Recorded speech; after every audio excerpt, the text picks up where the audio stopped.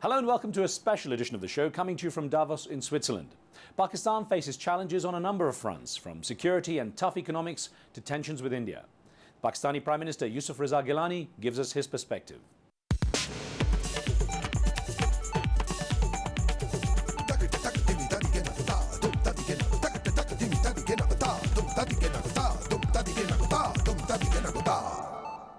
Nuclear powers in a tense standoff is of concern not only to their neighbours but to the global community. Since the gunman attacks on Mumbai in November last year, India and Pakistan have been waging a war of words, with New Delhi telling Islamabad that it has to act immediately to capture those suspected of being responsible. Pakistan is America's ally in the so-called war on terror and under pressure to control the growing extremist militancy in its outlying areas, particularly the border with Afghanistan. President Obama has promised to refocus the US military agenda away from what he considers a misbegotten war in Iraq and called Afghanistan and Pakistan the central front in the struggle against extremism. He also picked veteran troubleshooter Richard Holbrooke as his envoy for the region. The Taliban is stronger now than at any point since the US-led invasion of 2001, having regrouped with the help of Islamic militants and tribal chiefs across the rugged border with Pakistan, and now controls chunks of the east and south. Since August 2008, the US has carried out controversial airstrikes in the region in pursuit of al-Qaeda operatives, without direct cooperation from Pakistan. As I spoke with Pakistan's Prime Minister Yousuf Raza Gillani, who was appointed to his role in March of 2008, I started off by touching on the issue of extremists getting a greater foothold in his country and the risk of Pakistan becoming more lawless. I think it's a wrong perception. And in fact, NATO forces are fighting in Afghanistan for the last 5.5 years, and this is not a normal war. It's not a Charlie Wilson's war. It's a guerrilla war, and therefore they are not successful either. But we are very successfully, we are doing well, and there are military operations in FATA, and we are being supported by the masses. No war can win without the support of the public, and the public is supporting the military actions. You do have generally a tense relationship with Afghanistan, certainly with President Hamid Karzai. What prospect is there of healing some of those wounds and perhaps improving the again, there's the wrong information. We are having excellent relations with Mr. Karzai, and we are on very good terms. And President Zardari, he visited Afghanistan. He came here to Pakistan. I met him on the sidelines of most of the summits abroad, and we had a trilateral meeting summit in Istanbul, and with the Turkish Prime Minister and President Karzai and myself. We have good relations with him. So you feel he's doing enough to control that porous border you have? That you can ask him. Okay. Well, let me ask you about the effects of the continued US airstrikes over Pakistani territory, especially as the general impression is, at least, that there's little consultation with Pakistan, that it's something the US is doing with a fairly unilateral approach. I think they are in the transition, and I met the Vice President at that time. He had not taken the oath. He visited Islamabad. I met him. We had a lot of discussion. I had a discussion with General Patrias. I had a discussion with Admiral Mullen, and I'll be soon meeting on 2nd the congressional delegation to Islamabad. We'll be explaining to them that such types of airstrikes, they are counterproductive. Right. Well, Robert Gates, the Defense Secretary, has said that they will continue, certainly for the time being, and I wonder if there's perhaps an unofficial understanding between Washington and Islamabad? Or There's certainly not any understanding with the government of Pakistan with the United States. So it's really undermining Pakistani sovereignty to be... I think they promised to respect the sovereignty of Pakistan, even President Bush. And later, when I visited Washington during the election campaign, President Obama at that time was in the middle of the election campaign. He met me, and he was of the opinion that he'd extend full cooperation and support democracy and support sovereignty of Pakistan. So we had an email that came in from a viewer by the name of Imran Khan, who says, why is the Pakistan government so lenient towards the US?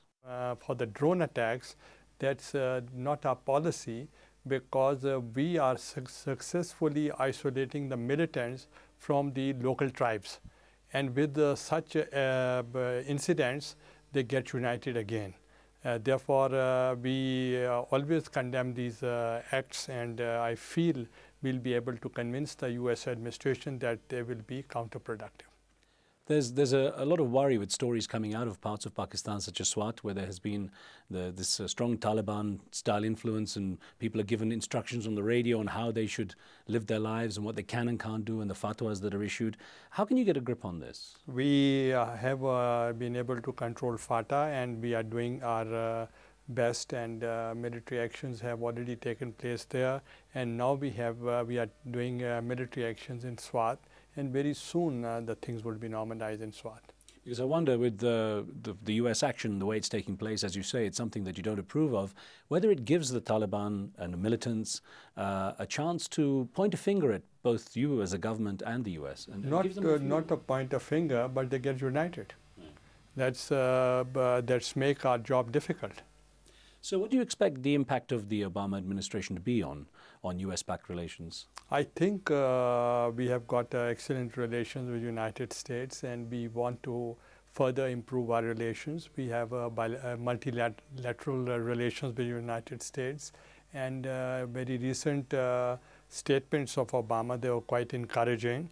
And with closing of Guantanamo Bay, that's a good sign, and with having a new strategy and approach towards Muslims, that's a very healthy sign. And at the same time, appointing Richard Holbrooke as envoy for the region is very well taken. And there are good steps he's taking, but at the same time, we had to have more discussion with him.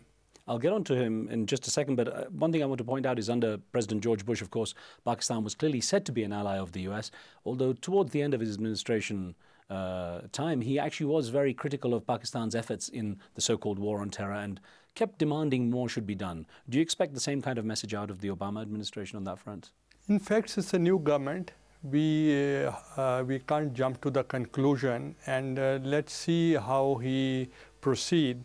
But as far as Bush was concerned, his policies were even criticized even within United States, and people have voted for Obama for a change. That was very obvious. It's interesting, President Obama has said that there has to be a more cohesive look at the region, not fragmented, that Iran, Afghanistan, Pakistan, this is an area that needs a more comprehensive approach, and that Richard Holbrooke perhaps might be the right person to do this. But he has said that really the remit of Kashmir and the Kashmir issue should be kept off the table. Does that disturb you at all? In fact, this is a regional issue. I totally agree with him. And regional issues to be resolved regionally, and that's a step forward.